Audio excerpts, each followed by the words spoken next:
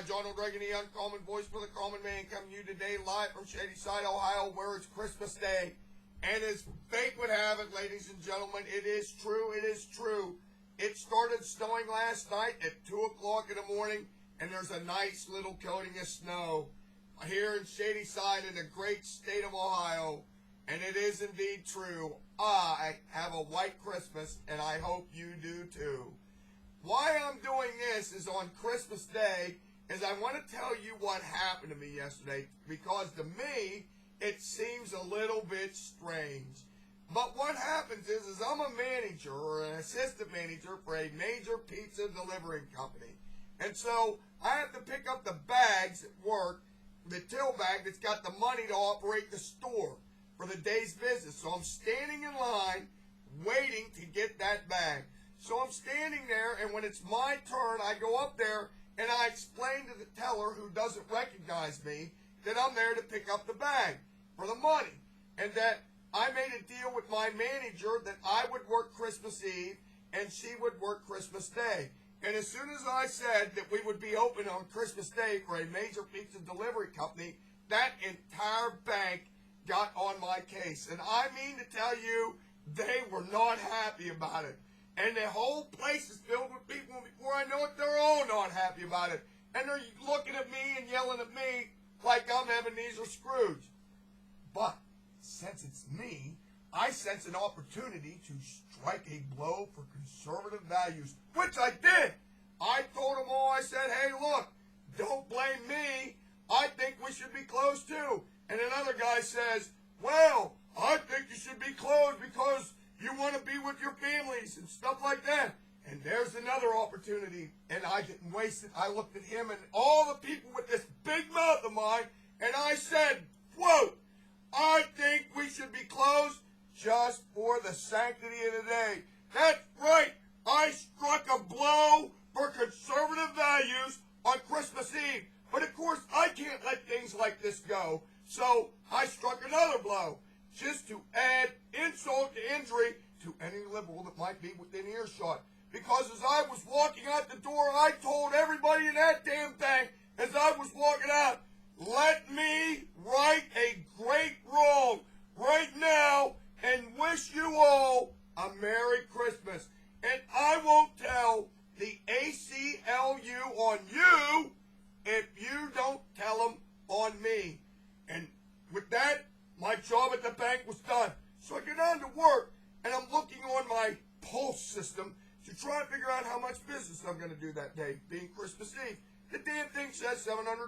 I think, no big deal. Somebody like me can make a pizza in 45 seconds, and two experienced drivers, I ain't going to have any problems. Well, so I sent this one guy that worked in the day turn home, and I only got two drivers and me.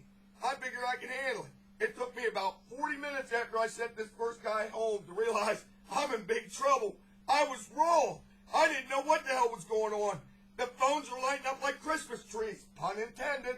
And all of a sudden I find myself with people in the lobby, people waiting to get pizzas ordered, all this stuff. It was chaos. I didn't know what to do. So I had to get on the horn and call my supervisor, the great Scott Lighting, to come over and save my ass. And he did. And he came over and I said, what's going on here? I said, look, the computer says I'm going to do $700 worth of business. And he says, no, because the computer isn't in sync with the Christmas Eve. In other words, the $700 I saw on the computer isn't what we did on Christmas Eve last year. It was more like $1,400. And I'm there going, now you tell me. You know, and it's chaos. It's just utter chaos and confusion. But for some strange reason, all these people kept giving me money. I don't understand it. But they had to wait and wait and wait. And they gave me money. So, you know, I get through it. And I'm sitting there and I go, okay, well, I'm going to go home. I go home, I get my world famous eggnog, you know, the secret ingredient. I'm relaxing. I said, well, I'm going to go up and get my sweat in. I go upstairs and I go up there and I stick my hand down in my khakis and there's all kinds of money in there. And I pull it out and go, gee whiz, what's this all about? I started counting and I said, there's $20. I'm the guy making the pizzas. And these people tipped me $20. And hell, my wife doesn't even know about it. I got $20 and my wife doesn't know about it. It can't get any better than that. or can it? So what happens is I turn on my radio, get a little Christmas music going, and what's the first song I hear? It's that Bing Crosby, Malia Kalikaya, or whatever it is, the Hawaiian Christmas song. And I'm sitting there, getting in the mood, listening to this Hawaiian Christmas song. And I said, well, I better see what's going on in the world with all these terrorist alerts and stuff like that. And I turn on Fox News, and what's the first thing I see? You guessed it. There's Big Daddy Obama getting off Air Force One, and he's coming down the ramp, and he's on one of his another endless vacations in Hawaii, just after hearing the Bing Crosby song. Is that poetic justice or not? Just think about this. Peace and tranquility for 2 weeks while he's on vacation. I'm telling you, you can call it poetic justice if you want to, but I'm going to tell you what I think. I think somebody's looking out for old Johnny Boy. That's right, and I know this. Somebody loves me.